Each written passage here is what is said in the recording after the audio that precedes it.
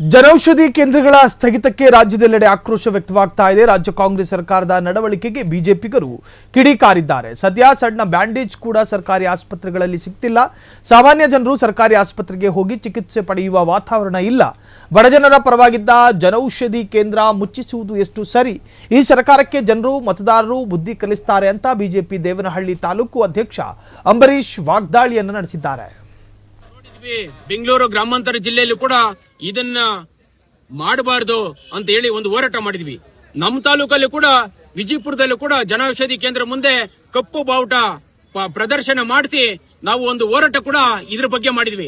ನಾವು ಹೇಳೋದಿಷ್ಟೇ, below BPL ಏನು ಬಿಪಿಎಲ್ ಕಾರ್ಡ್ ನ ತಗೊಂತ ಇದ್ದಂತವ್ರನ್ನ ಜನರಿಕ್ ಔಷಧಿ ಏನ್ ತಗೊಂತ ಇದ್ರು ಅವರು ಬಹಳಷ್ಟು ಸಾವಿರಾರು ಜನ, ಯಾವುದೇ ಪಕ್ಷ ಜಾತಿ ಭೇದ ಇಲ್ಲ, ಎಲ್ಲರೂ ಕೂಡ ನರೇಂದ್ರ ಮೋದಿಯವರ ಆ ಏನು ಒಂದು 10 ರೂಪಾಯಿ 15 ರೂಪಾಯಿ, ನಾನು ಹೇಳೋದು ಸಾಮಾನ್ಯವಾಗಿ ಆ ತರ ಇದನ್ನ 2 ರೂಪಾಯಿ ಕೊಡ್ತಾ ಇದ್ರು.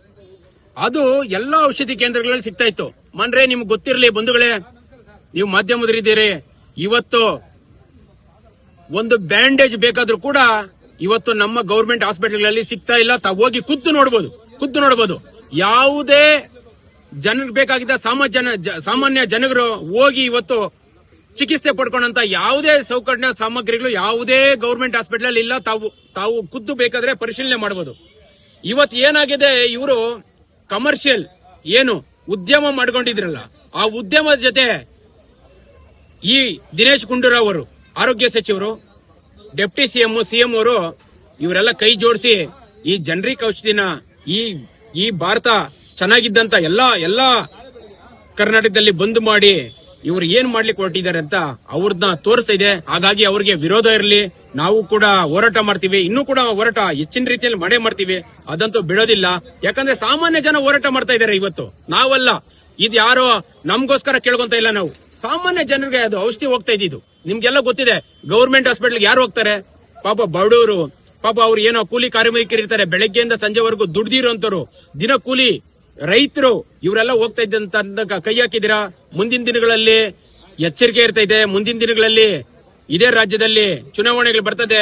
ಆ ಚುನಾವಣೆಗಳಿಗೆ ಈ ಮತದಾರರು ಏನು ನಿಮ್ಗೆ ಆಶೀರ್ವಾದ ಮಾಡಿದ್ರಲ್ಲ, ಅವ್ರ ತಕ್ಕ ಉತ್ತರವನ್ನ ನೀಡ್ತಾರೆ ಅಂತ ನಾನು ಹೇಳ್ತಾ ಇದ್ದೀನಿ. ಹಿಂದೆ ತಾವು ಕೂಡ ನೋಡಿದ್ವಿ, ಬೆಂಗಳೂರು ಗ್ರಾಮಾಂತರ ಜಿಲ್ಲೆಯಲ್ಲೂ ಕೂಡ ಇದನ್ನ ಮಾಡಬಾರದು ಅಂತ ಹೇಳಿ ಒಂದು ಹೋರಾಟ ಮಾಡಿದ್ವಿ.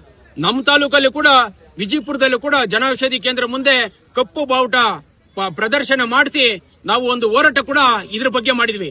ನಾವು ಹೇಳೋದಿಷ್ಟೇ, ಬಿಲೋ ಬಿಪಿಎಲ್ ಏನು ಬಿಪಿಎಲ್ ಕಾರ್ಡ್ ನ ತಗೊಂತ ಇದ್ದಂತವ್ರನ್ನ ಜನರಿಕ್ ಔಷಧಿ ಏನ್ ತಗೊಂತ ಇದ್ರು ಅವರು ಬಹಳಷ್ಟು ಸಾವಿರಾರು ಜನ, ಯಾವುದೇ ಪಕ್ಷ ಜಾತಿ ಭೇದ ಇಲ್ಲ, ಎಲ್ಲರೂ ಕೂಡ.